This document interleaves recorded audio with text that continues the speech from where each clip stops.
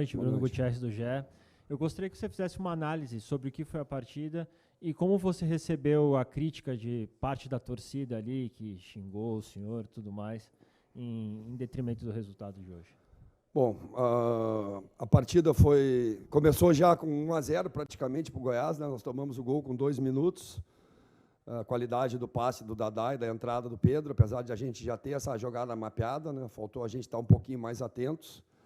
E depois tomamos conta do jogo, tentamos de todas as maneiras, fomos, agredimos, tivemos várias chances de gol. Tadeu estava numa noite boa também. Conseguimos o empate, né, num lance até fortuito, que a bola bateu, rebateu e entrou no gol. Sentamos no jogo e aí erramos mais uma vez, né? O Goiás fez 3 chutes, 2 gols, né? Foram muito eficazes, mérito também do Pedro, né, do Dadá, pelos 2 gols, né, passe do Dadá e chute do Pedro, e nós tentamos, buscamos, lutamos com todas as forças, botamos o time na frente, tivemos boas alternativas, o Luan entrou bem, né, o pessoal que entrou batalhou pra caramba, brigou, tivemos muitos chutes, mas hoje era um dia não para nós, né, ficamos a noite inteira tentando e não fomos eficazes, né, fomos eficientes porque criamos as chances, mas não fomos eficazes na hora de botar a bola para dentro, né?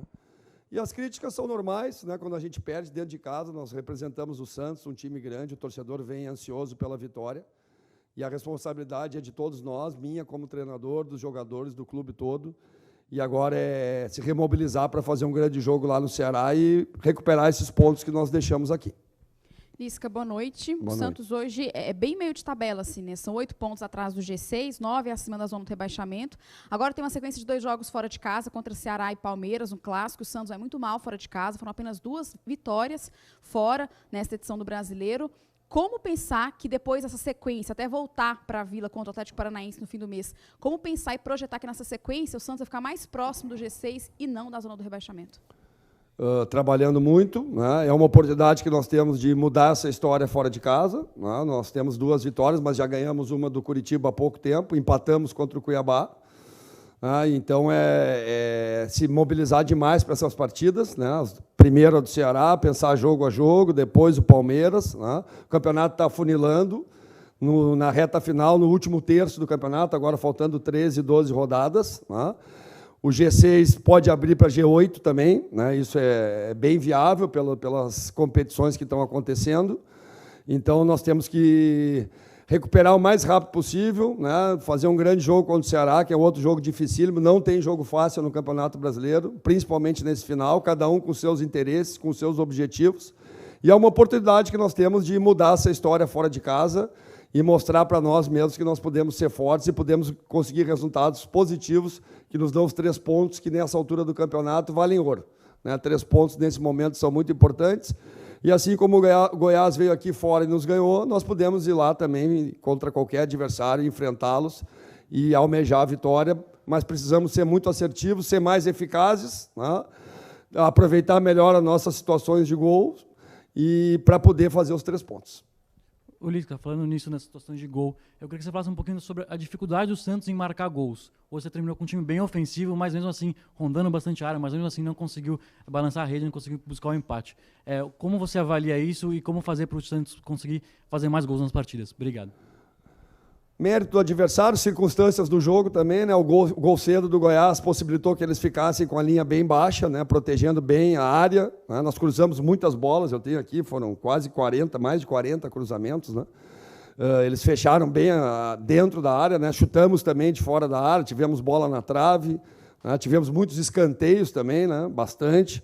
Alguns a gente conseguiu cabecear, outros nem tanto. Quando a gente conseguiu, o Tadeu também foi bem efetivo, né? Estava numa noite inspirada.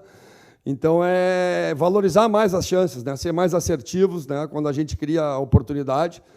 Porque o futebol hoje ele mostrou, né, o que é o jogo do futebol, né? Um time que teve muito mais volume, muito mais chance, mas a vitória saiu com quem foi mais eficiente, com quem soube aproveitar as oportunidades. Mérito do Pedro também, aqui cumprimentar o Pedro, que está fazendo um grande campeonato. Se eu não me engano, hoje ele assumiu a artilharia do campeonato, né?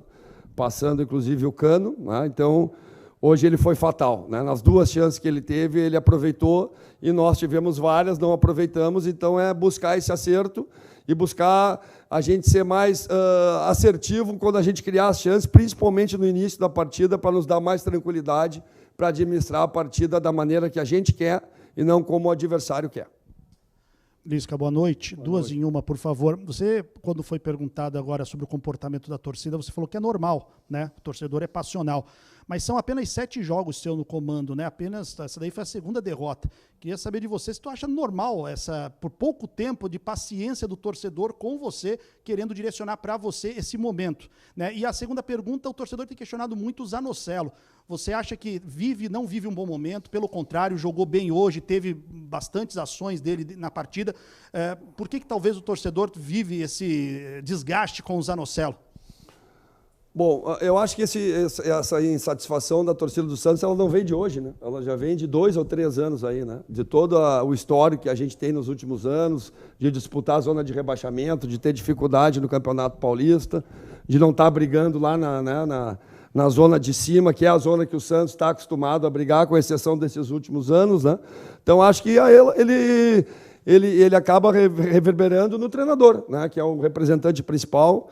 Mas é a responsabilidade de todos nós, né? Do clube todo, minha como treinador, dos jogadores também, né? E isso faz parte quando um clube grande vem de uma série de situações e de temporadas que não são condizentes com aquilo que a torcida quer, tá?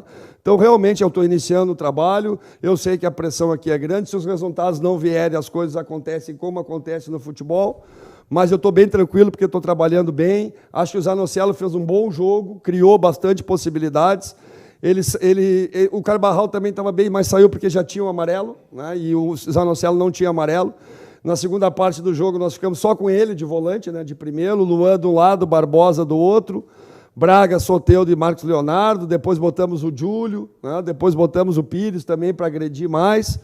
Então, não tem como eu ficar com o meio campo sem nenhum marcador, né? Até porque os contra-ataques do Goiás sempre... eles eram perigosos, apesar de a gente ter neutralizado quase todos. Inclusive, o segundo gol foi uma bola alçada, longa, né? Que a gente achou que a bola ia entrar por dentro, adiantamos a linha e acabamos errando na hora da escolha, na hora da definição, né? Então, eu vejo normal, né? E isso aí serve de incentivo para mim, para os jogadores também, porque hoje não faltou luta, não faltou entrega, faltou mais capacidade para a gente definir e fazer os gols, né? E principalmente um pouquinho mais de tranquilidade quando a gente empatou a partida, né? Nós estávamos bem na partida, criou aquela expectativa de a gente poder virar o jogo e logo em seguida nós tomamos o gol, foi uma ducha de água fria, né? Na nossa reação e mais uma vez deixou o Goiás numa situação favorável, onde eles puderam baixar a linha e fechar bem a área, fechar bem a casinha e tentar contra-ataques, que eles não conseguiram, né? Eles não conseguiram encaixar nenhum contra-ataque no segundo tempo, até muito pelo posicionamento do Zanocelo e do Felipe, que sustentaram bastante essas transições depois que a gente perdeu a bola.